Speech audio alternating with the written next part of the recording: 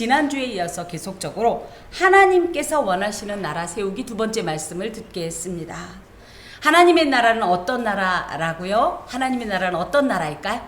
어때요? 어때서 그렇게 가고 싶어 하시는 거예요? 굉장히 좋은 나라. 예. 저는 이런 생각도 합니다. 이 세상이 오히려 죄로 인해서 원래의 하나님 나라를 다 배려버렸어. 그죠? 원래는 어떤 나라였어요? 공의, 정의, 사랑, 평화, 그죠? 위로, 만족, 행복, 사랑이 가득가득한 그 모든 것이 완전한 나라였어. 근데 이 세상은 어떻다? 전혀 반대가 됐죠. 그쵸? 하나님께서는 죄로 인해서 다 그야말로 버려버린, 완전히 오염돼 버리고 훼손돼 버린, 없어져 버린 하나님 나라를 다시 세우기를 원하셔요. 그래서 그 나라를 우리가 다 누리기를 원하세요. 세상 살다 보면 어때요? 억울한 일들 좀 당해본 적 있나요? 억울한 적. 그리고 너무 기가 막힌 일. 그죠? 나는 이런 일이 내게 있을 줄 몰랐어. 저도 지난 주간에 아주 친하게 지내는 목사님께서 큰 어려움을 당하셨어요. 아주 심각한 병 때문에 제가 불과 얼마 전에, 하여튼 한두 달 전에 같이 맛있게 식사하고 하루 종일 떠들던 그 목사님께서 지금 암 말기라는 소식을 듣고 저도 모르게 자꾸 눈물이 뚫뚫 떨어지는 거예요. 기가 막힌 일이 있어요. 기가 막힌. 응? 또 뭡니까? 너무 분한 일도 있죠. 너무 또 상처받아갖고 막 밤에 정말 잠도 안 와. 이가 바득바득 갈리다 못해서 이가 부러지게 생긴 일도 있고. 그쵸? 또 뭡니까? 너무 힘든 일들도 있고. 그런데 애초에 하나님께서 우리에게 주신 세계는 이런 세계가 아니었어요. 창세기 특히 이제 이 장에 나오듯이 그 나라는 정말 하나님의 은혜와 사랑과 하나님의 각양 좋은 것이 가득한 나라였어요. 그런데 죄로 인해서 그 나라를 우리가 잃어버렸죠. 마귀에게 빼앗겨 버린 거죠. 그러다 보니까 많은 사람들이 그 나라를 동경하게 된 겁니다. 그런데 우리는 보통 그 하나님 나라를 어떻게 생각한다? 죽으면 간다. 맞습니까? 아니에요, 그럼?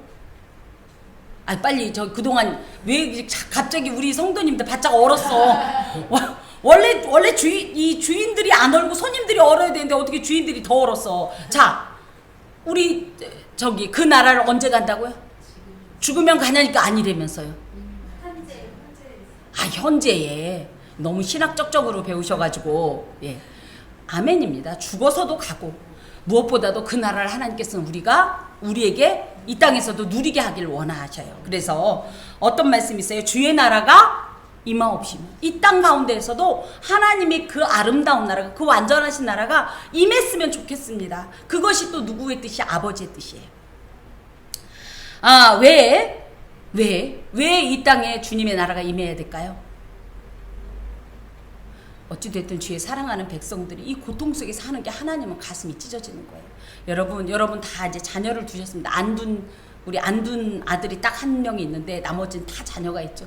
우리 자녀가 이제 여기 저희 이제 사실은 친정 어머니 권사님도 계신데 시집을 갔는데 지질이 고생을 하고 피지도 못하고 그냥 날마다 친정에 가서 쌀이랑 김치랑 훔쳐 먹고 막 이러고 있어요. 제 얘기거든요. 제 얘기. 먹을 게 없어갖고 제가 어머니께서 그렇게 반대하시던 신랑이 뭐가 그렇게 좋다고 그 신랑을 막 3년 동안 막 할 수 있다 이러고 막상 시집을 갔더니 먹을 게 있어요. 아닌 말로 머물 곳이 있어요. 그래서 어떻게 해요? 저희 어머님 또 열쇠는 또 어디에 있는지 알거든. 화분 밑에 그때 넣어놓은 거 해갖고 화분 밑에 가서 슬쩍 그 열쇠 갖고 열어가지고 또 어머니께 평소에 가서 쌀 달라 김치 달라 하면 저희 어머니가 얼마나 속상하시겠어요. 그죠? 그래서 몰래 가서 얼마나 지혜롭게 몰래 가서 김치도 훔쳐다 먹고 쌀도 훔쳐다 먹고. 근데 저희 어머니가 그걸 모르셨냐? 알죠. 왜 몰라요. 근데도 모른 척 하셨어요. 친정엄마 냉장고는 누구 거? 내 거. 이렇게 열어가지고 이렇게 맛있는 게 그 누구 먹이려고? 내 신랑 먹이려고. 근데 그런 모습을 보면서 저희 어머니 너무너무 가슴이 아팠을 거예요. 아프셨죠? 응? 왜 가지 말라는 그 집으로, 그 가난한 집으로 시집을 가가지고, 응? 그렇게 많은 사람들이 있었는데 그 좋은데 다 물리치고 미련 곰탱이처럼 내가 너를 그러려고 키웠냐? 그쵸? 그래가면서 너무너무 가슴이 아프셨을 거예요. 그러면서 어떻게 했으면 좋겠어? 제가 어떻게 했으면 좋겠어요? 잘 살았으면 좋겠어. 좀 제발. 쌀이 아까워서가 아니라 김치가 아까워서가 아니라 좀 제발 좀 잘 살았으면 좋겠는 그 마음이 하나님도 같은 마음이래요. 응? 왜 제 죄를 짓지 말라니까 그의 그놈의 죄를 지어가지고. 그죠? 그놈의 죄 때문에 날마다 울고 불고 그냥 가슴 아파하고 상처받고 속상해하는 이 모습을 보고 속상한 당사자보다 더 우시는 분이 누구예요? 우리 하나님. 아까 우리 권사님 눈물 얘기 기도하시면서 하셨는데 그 눈물을 날마다 흘리시면서 무엇을 원하시냐? 제발 너희들이 그 나라를 좀 누렸으면 좋겠다. 예수로 인하여서. 무엇보다도 그리고 그래 우리끼리만 잘 먹고 잘 살고 우리끼리만 누리자. 그러면 하나님 아니지. 그죠? 그 하나님은 어떤 걸 원하시냐? 너희들이 내 안에서 그렇게 하나님 나라를 누리는 것을 다른 사람들이 보고 그 사람들도 이 하나님 나라를 좀 바라면서 나와서 너희들도 그러니까 제가 지난주에도 그랬죠. 손가락 10개 중에 안 아픈 손가락이 어디 있다? 얘는 안 아프다? 두꺼워서 안 아프다? 뚱뚱해도 아플 건 다 아파요. 얘는 작으니까 안 아프다? 아니다. 다 똑같다. 에스겔 18장 3 우리 지난주에 말씀 받았죠. 악인의 한 사람인들 죽는 걸 기뻐하지 않으시는 하나님이에요. 그래 니들은 나 안 믿으니까 그냥 그대로 저주 받아도 싹 죽어도 싹 그렇지 않다고. 제발 돌아오라. 와서 여기서 내가 주는 이 귀하고 복된 것을 받아 누리렴. 그런데 이 하나님 나라를 하나님께서 하나님 나라를 하늘 나라에다 아무리 해놔도 우리가 못 봐요. 그러니까 어떻게 해요? 부득이하게 전도에 미련한 것으로 아직 하나님을 알지 못하는 이들에게 우리의 삶을 통해서 하나님 나라는 이런 것이다. 비록 가난해도 웃음이 넘쳐나고 병들었어도 소망이 기가 막힌 일을 만나도 주께서 도와주실 거라고 막 찬송하고 기도하면서 다니면서 이겨내는 이 모습을 보고 사람들이 하나님 나라는 저런 거구나 라고 알게 하시려 이 땅 가운데서 하나님 나라가 이루어지기를 소망하시는 것이 하나님의 마음입니다. 과연 그래서 그 나라를 누가 세워가야 되냐? 또 어떻게 세워가야 되냐? 이런 내용들이 16장부터 계속적으로 나와 있는데요. 특별히 이제 지난주를 잠깐 살펴보면 어찌됐든 예배에 온전한 자가 되어야 된다는 거예요. 그 하나님 나라를 온전히 누리려면 예배에 온전한 자. 무엇보다도 우리의 신앙을 위협하는 악한 어떤 죄악의 이 뿌리들, 작은 어떤 틈들을 철저히 제거하고 여기에 특히 7절에 보면 제하다라는 말은 잘라내버리다. 빠르라는 말은 아예 그 상태하고 상정도 하지 말라. 이 정도로 철저히 우리의 신앙의 순결함을 유지해라. 또 온전한 재판을 통해서 하나님 나라는 이런 곳이다. 억울한 사람 없고 우리나라 아주 가슴 아픈 말이죠. 유점 무죄, 무점 유죄. 이 말 헷갈리지 않았죠 제가? 돈 있으면 죄 없고 돈 없으면 죄 있고 이런 말도 안 되는 이런 나라가 아니라 정말 돈이 있고 없고를 상관없이 힘이 있고에 상관없이 죄가 없으면 무죄, 죄를 지었으면 아무리 높지 않아야 누구라도 유죄. 이렇게 철저하고 온전한 하나님 나라의 공의를 통해서 이 땅이 정의 사회가 그야말로 실현되게 하기 위해서 이런 사법권에 있어서도 그래서 특히 재판 가운데에서 억울한 일 당하지 않도록 그리고 죄된 자는 반드시 또 그 죄에 대해서 책임을 묻도록 이런 사법적인 규례를 말씀해 주셨습니다. 그리고 이제 오늘 말씀을 받습니다. 내가 내 하나님 여호와께서 내게 주시는 땅에 이르러 그 땅을 차지하고 거주할 때에 만일 우리도 우리 주위의 모든 민족들 같이 우리 위에 왕을 세워야겠다라는 생각이 나거든. 자, 사무엘상에 요런 유사한 내용이 나왔어요. 8장에 보면 뭐라고 그랬어요? 이스라엘 백성이 우리도 왕 좀 세워주세요 막 그랬는데 그때 혹시 말씀을 읽어보신 분들은 기억하겠지만 하나님이 Oh yes, that's good idea 이러셨나요? 약간 어떤 반응을 보이셨어요?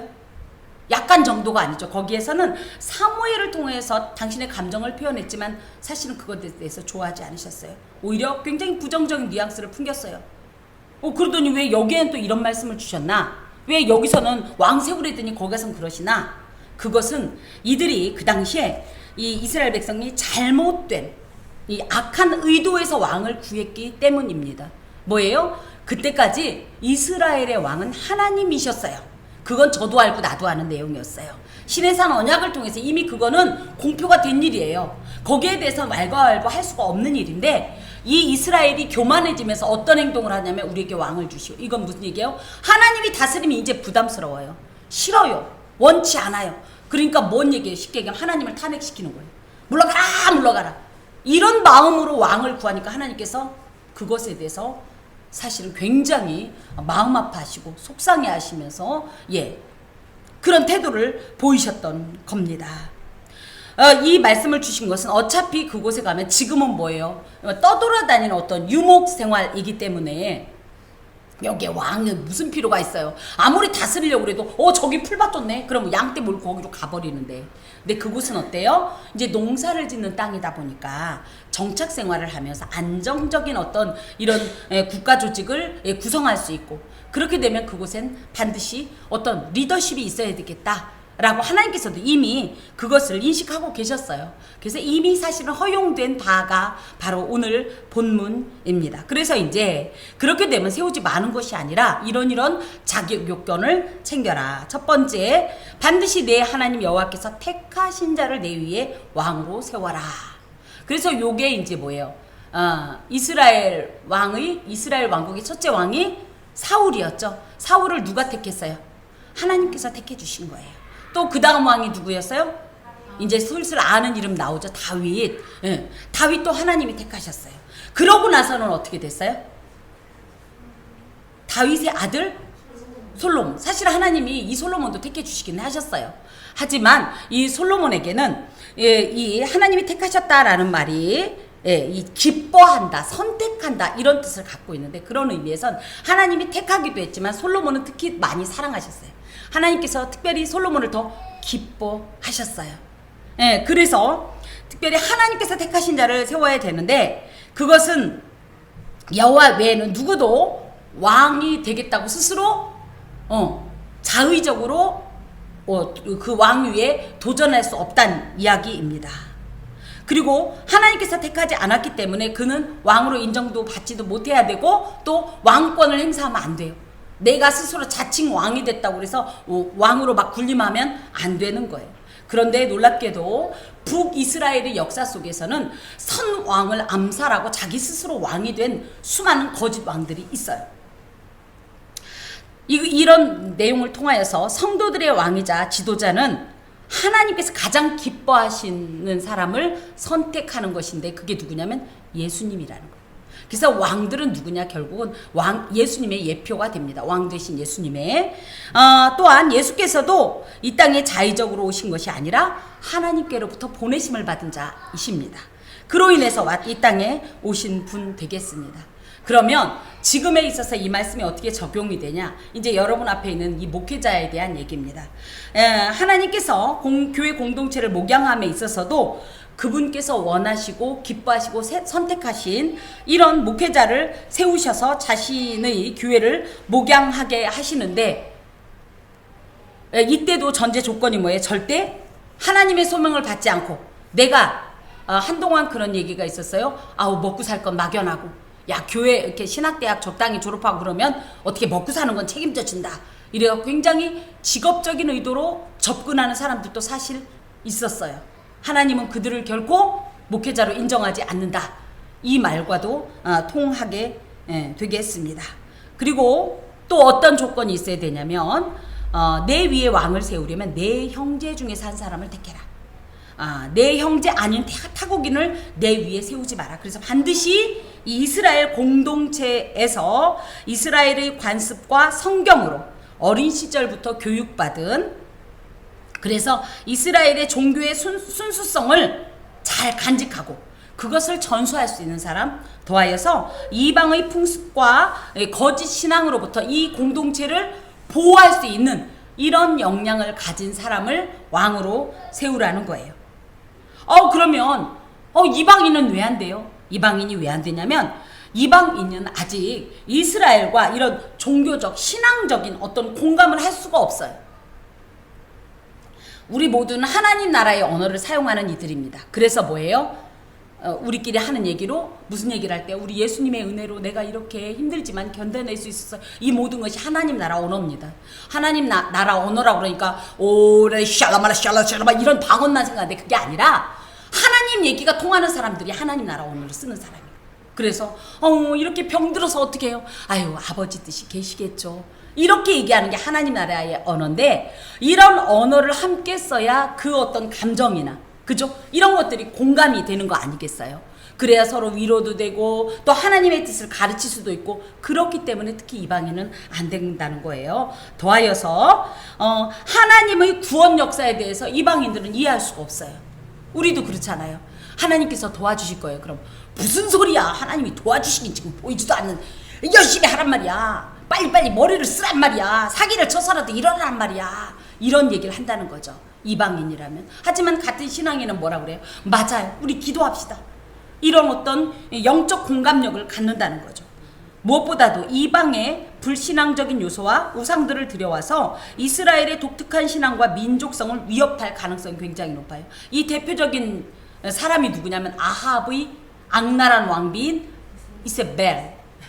그 여자가 원래 어디 출신이었어요? 하여튼 어디 출신이니까 뭐 알 거 없고. 예. 그 여자가 원래는 바알 선지자, 그러니까 바알 우상의 여자 선지자였어요. 그래서 어떤 목적을 갖고 이 쬐끄만 나라의 그 큰 강대국에서 시집을 왔냐면 이 이스라엘을 어떻게 하겠다, 확 바알의 나라로 만들겠다, 이런 사명감을 갖고 들어온 여자예요. 그래서 실제로 이스라엘이 그 여자 때문에 아주 심각한 이 우상 숭배의 죄에 빠지게 되었던 겁니다. 그래서 그러지 않도록 무엇보다도 우월감을 가지고 뭐예요? 하나님 아래에 있다는 걸 모르는 거예요. 이방 왕들은. 그러니까 교만하게, 거만하게, 그러면서 하나님의 뜻과 무관하게 자신만의 어떤 정치력을 피력할 수 있기 때문에 안 된다는 말씀을 하십니다. 그러면서 왕이 지켜야 할 금지 규정을 말씀하시는데 첫 번째가 뭐예요? 16절 읽어봐요. 첫 번째가 뭐예요? 병마라는 것은 한마디로 군사력을 의미합니다. 그래서 이 군사력이 많을수록 누구를 의지하는 마음이 약해져요? 하나님을 의지하는 마음이 약해져요. 내가 힘이 있을수록 하나님이 우습게 여겨지는 거예요. 자, 왜 가난한 자가 복이 있어요? 가난하면 좋아요? 저 가난한 거 싫어요. 근데 왜 가난한 자가 하나님께서는 복이 있다는 이런 헛소리 같은 말씀을 하셨을까요? 맞아요. 나는 이 세상에 소망이 없는 거예요. 의지할 게 없는 거예요. 뭘 비빌 등이나 좀 있어요. 등거리나 좀 있어요. 그걸 의지하는데 그게 없으니까 어떻게 해요? 진짜 하나님만 바라보면서 오늘 먹을 양식, 그죠? 오늘 행할 길을 구하면서 힘을 달라고 구하면서 이게 사실은 영적으로는 더 복되기 때문에 가난한 자가 복이 있다라고 말씀하시는 거거든요. 그런데 왕이 군사력이 빵빵한데 뭘 하나님을 그렇게 구하고 의지하겠어요? 하나님 괜찮아요. 이번에 가만히 쉬고 계세요. 내가 좀 한바탕 치고 올게요. 얼마나 우리 저기 병거들도 많고 많은데요. 군사력을 보세요. 우린 이겨요. 하나님 참견하지 마세요. 이렇게 된다고. 그런데 그렇게 되면 어때요? 물론 이길 수 있어요. 근데 어떤 마음이 들어요? 이제부터 하나님 없어도 되는구나, 하나님 없이도 나 혼자 다 할 수 있구나, 이러면서 교만이 행하면서 하나님을 떠나게 되거든요. 특히 지금 이 말씀을 받는 사람이 누구예요? 왕이에요. 이스라엘의 역사를 보면요, 이런 게 있어요. 왕이 우리가 대표적으로 이제 선왕이라고 하는 뭐 선한 이런 왕이라고 하는, 예를 들어 히스기야나 요시아나 여호사밧이나 이런 왕의 특징은 뭐냐면 이 왕이 왕 위에 오르자마자 정신을 똑바로 차리고 뭘 해요? 우상을 막 다 회파하고 산당을 다 없애고 여호와 신앙으로 막 각성이 되니까 백성들도 같이 와 좋다 좋다 이렇게 가는 거예요. 근데 왕이 어때요? 다시 산당 짓고 다시 우상한테 비나이다 하고 자기 자식을 막 몰래 우상한테 태워 죽이고, 그러면 백성들도 다 따라하는 거예요. 그래서 그런 의미에서도 굉장히 중요한 위치에 있는 것이 이 왕인데, 그런 것을 통하여서 병마를 많이 두지, 할 수 있어도 많이 두지 않음으로 인해서 오히려 하나님을 더 의지하는 모습을 갖지라는 겁니다. 다윗 왕이요. 우리 다윗님이 누구? 유다윗님인가요? 저희 남편 집사님들의 별명이 이제 좀 다 있는데, 이 다윗 왕이 물론 허물도 많지만 그 중에서도 특히 이런 하나님의 이런 말씀에 자신을 최대한 이 순응시키려고, 순종하려고 했던 대표적인 행동이 뭐냐면, 전쟁을 해서 말들을 많이 들여왔어요.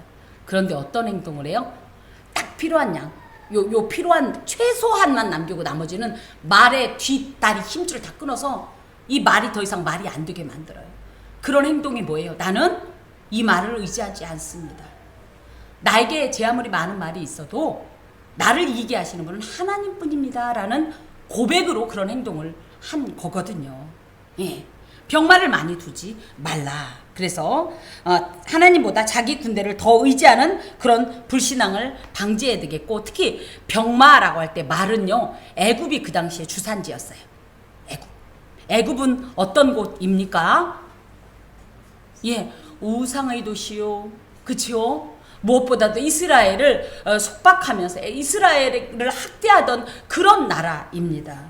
근데 그 나라로 물론 말을 뭐 수입하러 간다고 하지만 하나님은 그런 행동 자체가 뭐예요? 이 예수를 만나기 이전, 하나님의 백성 되기 이전의 상태로 돌아가는 것을 작은 틈이라도 갖지 마라.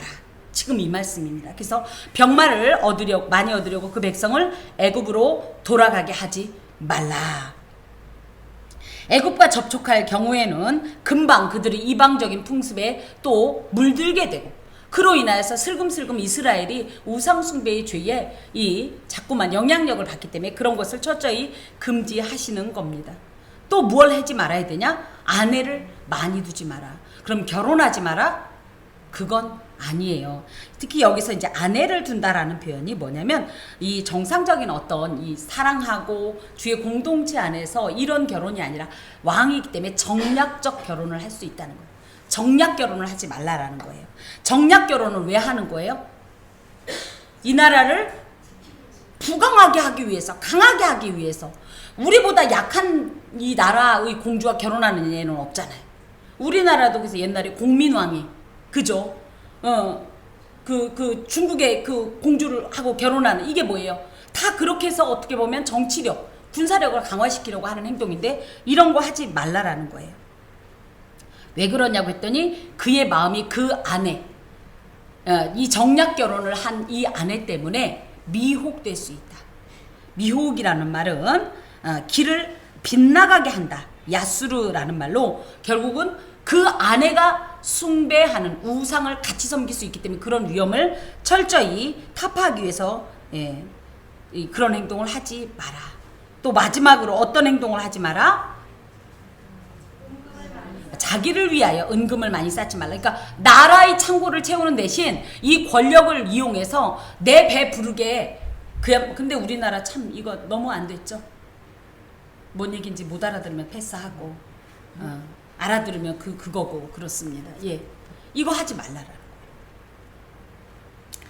이것이 어떤 의미를 갖냐면, 왕이 자신의 힘이나 계략이나 지혜로 나라를 다스릴 것이 아니라 철저하게 자신은 하나님의 종으로서 하나님 나라를 세워가는 신정 대리 통치자로서 철저하게 주인이신 하나님께서 원하시는 그 나라를 하나님의 종으로서 잘 세워나가고 관리해라. 이런 말씀입니다. 분명히 이런 말씀이 있는데, 우리가 예수님 안 믿는 사람들도 아는 왕이 있습니다. 솔로몬이 어떤 행동이 있어요? 이거 다 했어. 말도 적극적으로 수입해 오고요. 얼마나 병거도 많이 만들고요. 또 뭐 했어요? 아내도 엄청나게 많이. 이 솔로몬의 정실이 누구예요? 바로의 딸이에요. 그리고 막 밀고 막 온갖 우상 숭배하는 여러 부족들과 정략 결혼해서 나중에 어떻게 돼요? 솔로몬 말기에. 솔로몬이 그래도 신앙생활 하다가 제대로 하다가 말기에는요, 완전히 타락해서요. 심지어 어떤 신학자는 솔로몬이 과연 천국에 갔을까 이런 말을 할 정도로 절대 이런 행동을 하지 말아야 된다는 거예요. 그럼 왕은 뭐 해야 되냐? 첫 번째, 그가 왕 위에 오르거든 이 율법서의 등사본을 레위 사람 제사장 앞에서 책에 기록하여 평생에 자기 옆에 두고 읽어 그의 하나님 여호와 경외하기를 배우며 이 율법의 모든 말과 이 규례를 지켜 행할 것이니라. 그래서 율법서의 등사본이라는 것은 자신을 위해서 자기가 직접 성경을 베껴 쓰라는 거예요. 이제 대표적으로 모세오경, 창세기, 출애굽기, 레위기, 민수기, 신명기, 이것을 베껴 써서 그 다음에 어떻게 해라? 가까이 늘 비치해라. 왜? 수시로 열어서 이 말씀이 어떤 뜻인가, 또 하나님과 가까이 하고 주의 뜻을 구하고 주의 음성을 구하고, 또 자신이 이건 어떻게 판결해야 될지 그럴 때도 내 뜻대로가 아니라, 사람들의 뜻대로가 아니라 누구의 뜻대로? 하나님의 뜻대로 행하기 위해서 늘 이 말씀을 바로 옆에다가 비치해 두어라. 특히 이 율법서의 등사본을 하토라 하조트라고 하는데, 이것은 고대 종주권 계약의 어떤 이 계약서입니다. 그래서 종주권이라는 건 뭐예요? 하나님이 나에게 이 나라를 맡기셨다. 더 강한 나라의 어떤 속국으로서 계약서를 가지고 있으면서 원래 이 종주국에서 원하는 대로 행해야 되는 거잖아요. 그런 것처럼 이 율법서를 여기고 이 율법서대로 하나님의 뜻대로, 그야말로 종주국의 왕이신 이 하나님의 뜻대로 어떻게 하면 이 나라를 다스릴까를 늘 여쭈으면서 나가라는 이런 말씀입니다. 더하여서 평생을 자기 옆에 두고 읽어라, 또 배워라, 지켜 행하라. 그래서 자기 자신이 율법대로 살고 있는지를 항상 점검하면서 늘 성경 공부하고, 또 율법의 의미를 적극적으로 묵상하면서 그것에 순종해야 바른 나라를 통치할 수 있고 또 온전한 하나님 나라를 이룰 수 있다, 이겁니다. 그리하면 그의 마음이 그의 형제에 의해서 교만하지 아니하고, 늘 그 왕 자신이 이들 위에 군림하는 나는 왕이야가 아니라 뭐예요? 형제를 섬기는 자로 이렇게 살 수 있다는 거예요. 또 이 명령에서 떠나 좌로나 우로나 치우치지 않고, 그래서 자기 뜻대로가 아니라 하나님의 뜻대로 이행함으로 온전한 하나님 나라를 세우고, 그러면 이스라엘 중에서 그와 그의 자손이 왕 위에 있는 날이 장구하리라. 그래서 실제로 이 일이 다윗 언약이라는 사무엘하 7장에 기록되어 있어요. 그래서 저는 내 이름을 위하여 집을 건축할 것이요 나는 그 나라 위를 영원히 경고케 하리라. 그래서 다윗 이후에는 계속적으로 북이스라엘은 처음에는 여로보암으로 시작됐다. 계속 쿠데타가 일어나고 암살이 일어나서 이 사람 저 사람 이런 하나님의 언약과 무관하게 갔어요.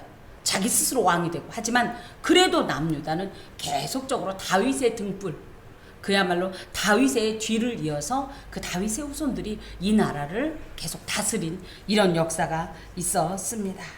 그래서 말씀을 가까이 해야 하나님 안에서 이 모든 것을 이룰 수 있다, 이렇게 하나님께서 말씀하십니다. 하나님 나라는 엄연히 말씀드리면 예수 그리스도를 통하여서 성취될 이 온전한 그 에덴을 의미합니다. 무엇보다도 그 나라를 누가 세우냐 할 때, 여기 내용에는 재판관이 있고 왕이 있고 제사장이 있고 하지만, 이것이 특별히 그 사람들만 이 나라를 세우는 것이 아니라 베드로전서 2장 9절에도 있듯이 우리가 누구예요? 왕 같은 으로서 결국은 이 나라를 누구의 손에 의해서? 하나님 믿는 사람, 우리의 손에 의해서 세워야 할 책임이 있다라는 것을 오늘의 본문을 통해서 강조하십니다. 많은 분들은 그래 왕이 잘해야 돼, 그래야 우리 따라가지, 그러면서 목회자가 잘해야 돼, 우리가 그럼 따라가지라고 생각하는데, 분명히 말씀드리는 것은 이 시대를 뭐라 그런다? 만인 제사장의 시대라고 해요. 옛날 같으면 제가 그렇죠, 그럴듯한 가운데 입었으니까 저만 제사장인 줄 알았는데 뭐예요? 우리 칼빈 대선배께서 말씀 참 잘하셨어요. 그래서 저뿐이 아니에요. 여러분도 다 거기에 속하는 겁니다. 우리가 제사장으로서, 왕으로서 이 땅 가운데서 그 하나님의 신적 이 통치를 어떻게 실현시킬 것인가를 늘 고민해야 합니다. 무엇보다도 하나님께서 이 재판과 또 왕, 다음 주엔 제사장과 레위인에 대해 얘기할 건데, 이들에게 부과하신 이 본질적인 의무, 하나님의 나라를 세우기 위해서 공평과 정의, 또 말씀 공부와 말씀 준행의 의무 등을 명하신 것이 특별한 누구를 위해서 한 것이 아니라 원래는 모든 평범한 이스라엘 사람들이 마땅히 행해야 할 바였어요. 그런데 특히 그것을 하나의 모범으로, 본보기로 너희들이 특히 더 그 명령을, 그 규례를 준행하라 라고 주신 내용이 바로 이 내용으로, 이것은 이스라엘 모든 사람들이 지켜야 하는 하나의 본보기가 되겠습니다. 그런 의미에서 하나님의 백성, 성도라면 공평과 정의의 나라인 하나님 나라가 이 땅에 임하도록 해야 할 의무와 책임을 가진 자들이라는 걸 스스로 알아야 돼요. 목사님이 잘못해서 이 나라가 이렇게 된 게 아니에요. 이 교회가 이렇게 된 게 아니에요. 결국은 뭐예요? 왕 같은 제사장인 우리가 온전치 못해서 이렇게 수많은 사람들에게 지탄의 대상이 되고, 이 개독교라는 신성모독적인 발언을 유발한 사람들이 우리 자신이에요. 특별한 더 뭘 하라는 게 아니에요. 기본적인 걸 하라는 거예요. 그 기본적인 것을 통해서 어떤 일이 있다. 미가서 4장 1절에서 4절에 보면, 그런 우리를 보고 끝날에 이르러서는 말일에 많은 사람들이 그 하나님의 나라로 모여든다라는 표현을 합니다. 우리 한 사람 한 사람은 사실 이제 오늘부터 다시 한번 우리 자신의 정체성을 다시 한번 좀 정립을 하셔야 돼요. 우린 누구다? 왕 같은 제사장으로서, 어떻게 하면 하나님 나라의 이 왕으로서, 대리 통치자로서, 또 그 사법체제 속에서 공평과 정의로 행할 것인가를 우리가 좀 생각하셔야 됩니다. 누구보다도 거짓되지 마십시오. 치우치지 마십시오. 돈에 흔들리지 마십시오. 외모, 물질, 사회적인 영향력, 힘과 권세, 지식 등으로 인하여서 치우치게 굽어지게 판결하지 마십시오. 제 아무리 그가 나에게 어떤 영향력을 준다 할지라도 나는 누구 앞에 선자다? 하나님 앞에 선자로서, 하나님의 대리 통치자인 왕으로서, 제사장으로서, 재판관으로서 어떤 행동을 해야 할지, 그래서 누가 뭐래도 꿋꿋하게 무소유의 뿔처럼 우리의 영적인 온전한 길로 행하여야 그 모습을 보고 많은 사람들이 하나님 나라를 알게 되고, 그래서 그 안에서 하나님이 어떤 분인가를 알면서 위로를 얻게 되고, 그 위로를 얻기 위해서 하나님 앞으로 나온다는 거예요. 그 사명이 우리에게 있다라는 사실입니다. 오히려 하나님께서 명하시지도 않고 도리어 금지하신 일을 행한다면 우리를 통해 하나님 나라는 오히려 이 증거함만 못하다는 거예요. 저희 이제 어머니께서 어린 시절부터 저희들을 이제 신앙교육 시킬 때 꼭 그런 말씀을 하셨어요. 하나님께 영광 돌리기는커녕 너희 삶을 통하여. 이 어린 아이가 받긴 참 큰 너무나 신학적인 말씀이셨어요. 그런데 어찌됐든 뇌리에 박혔어요. 뭐라고? 하나님께 영광을 돌리기는커녕 그 이름을 욕되게는 하지 마라. 적어도. 그러면서 늘 하셨던 말씀이, 여러분께서도 아시다시피 저희가 5자매예요. 그리고 막둥이가 이 아들이에요. 이 아들을 얻기 위하여 봄부터 소쩍새는 그렇게 울었나 보다. 이 아들이 이렇게 했는데, 저희들에게 우리 집은 여자가 많다. 여자들이 많으면 사람들이 뭐라고 생각한다? 말이 빠르다고 알고 있다. 입술을 가볍게 하지 마라. 사람들에게 소문은 들을 수 있다. 근데 이 소문이 너를 통해서 나가면 안 된다.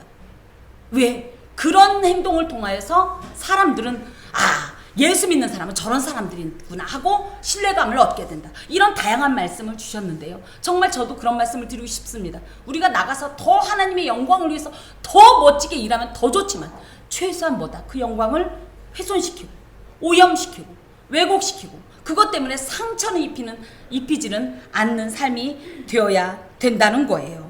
그래서 결코 거짓되지 않은 삶, 또 불의와 불법, 영적 순결인 거룩을 실천하는 삶, 제 아무리 많이 가졌고 높임을 받으며 마음껏 사용할 힘이 있다 할지라도 결코 군림하지 않고 예수님처럼 섬기는 삶. 이 중에서 가장 중요한 건 하나님과의 관계를 최우선적인 순위로 생각하면서 예배와 영적인 삶을 철저히 하고 그것을 최고의 가치 기준으로 두는 삶. 이런 삶을 통하여서 하나님 나라는 우리 손에 오늘부터 세워져 갑니다. 기도하겠습니다. 주님, 우리를 당신의 일꾼으로 사용하여 주시옵소서. 주님의 기쁨이 되게 하시고 주님의 자랑이 되게 하시고, 비록 부족하지만 주님의 나라를 증거하는 증인의 삶 살게 하여 주옵소서. 예수 그리스도의 이름으로 기도드립니다. 아멘.